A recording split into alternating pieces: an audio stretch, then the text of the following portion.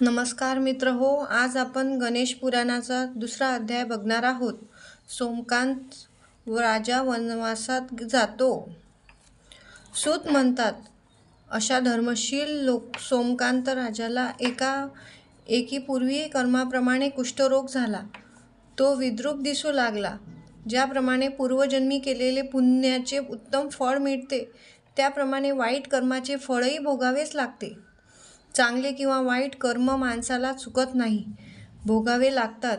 कुष्ठरोगासारख्या रोगानं होणाऱ्या असह्य वेदनांमुळे राजा फार कष्टी झाला.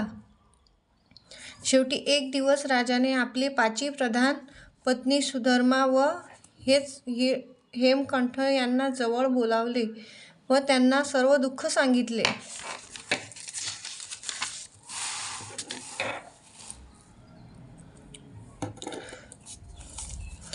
सोमकांत राजा म्हणाला, मी आजपर्यंत धर्माप्रमाणे आचरण केले, सर्व बलवान शत्रूंना जिंकले, पण यावेळी मला माझे पूर्वजन्मातले कर्म भोगावे लागत आहे. माझे नाव सोमकांत हे किती शोभून दिसत असे, परंतु या दुर्धर आणि दुर्गंधीयुक्त रोगाने माझ्या शरीराला काय अवस्था झाली आहे हे तुम्ही पाहतच आहात. असे कोणते महाभयंकर पाप गेल्या जन्मी माझ्याकडून झाले आहे काही कळत नाही. या जन्मानंतर एकही दुष्कृत्य केल्याचे मला आठवत नाही. प्रजेच्या पुत्राप्रमाणे पालन करून शंकराची भक्ती करण्यास मी कधीच कसुरी केली नाही. मी कधीही दुष्टांच्या संगतीला लागलो नाही. आजवर सर्व प्रकारच्या सुगंधी द्रव्यांचा ज्या शरीरात उपभोग घेतला, त्याला आता इतकी भयंकर दुर्गंधी येत आहे की त्यामुळे मला माझे सर्व जीवनच नकोसे झाले आहे. अशा स्थितीत जगण्याचा तरी काय अर्थ आहे. या व्याधीमुळे मला लोकांच्या पुढे तोंड दाखविण्याची लाज वाटत आहे. तेव्हा मी असे ठरवले, माझा पुत्र हेमकंठ त्यांच्याकडे राज्यकारभार सोपवून मी वनात जाणार आहे. तुम्ही सर्वांनी माझ्या योजनेला संमती द्यावी. या जन्मातील शिल्लक आयुष्य मी आता परमेश्वराच्या चिंतनात घालवून माझ्या मनुष्य जन्माचे मी सार्थक करीन. राजा हे निराशेने बोलत असताना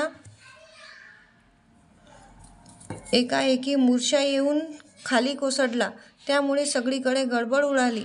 लगेच प्रधानांनी योग्य तो उपचार केल्यामुळे राजा शुद्धीवर आला. हेमकंठ राज्यावर बसून नंतर प्रधानांनाही राजाबरोबरच सर्व सुखभोगांचा त्याग करून वनात जाण्याची तयारी केली. राजाची पत्नी सुधर्मा हिनेही पतिदेव सेवा करण्यासाठी राजाबरोबर वनात जाण्याची हट्ट धरला. तेव्हा हेमकंठ म्हणाला, मला तरी आई वडिलांशिवाय राज्य करणे, सुखभोगात घेणे इत्यादी विषय गोडी वाटणार नाही. तेव्हा मलाही तुमच्याबरोबर वनात न्या. ही सारी बोलणी ऐकून सर्वांचे आपल्यावरील उत्कृष्ट प्रेम पाहून राजा संतुष्ट झाला. तो हेमकंठाला म्हणाला, पुत्राचा मुख्य धर्म म्हणजे आई वडिलांची आज्ञा पालन करणे. तेव्हा माझी आज्ञा म्हणून तू प्रधानाच्या सहकार्याने राज्य कर. जो मुलगा वडिलांची आज्ञा पाळतो, वडिलांचे श्राद्ध करतो व गयेला पिंड दान करतो, तोच खरा सुपुत्र होय, असे शास्त्रात वचन आहे. म्हणून मी फक्त माझ्या पत्नीला बरोबर घेऊन जातो आहे, वनवासात जाणार आहे. इतर कोणीही राज्य सोडून माझ्याबरोबर येऊ नका. इथेच गणेश पुराणाचा दुसरा अध्याय संपला आहे. वनवासात जाण्याची तयारी. सोमकांत वनवासात जाण्याची तयारी करतो आहे. 3ऱ्या अध्यायामध्ये पुढे दिलेला आहे. हा पुढचा अध्याय आपण पुढच्या व्हिडिओमध्ये बघू. तुम्ही जर नवीन असाल चॅनलवर सबस्क्राईब करा, शेअर करा.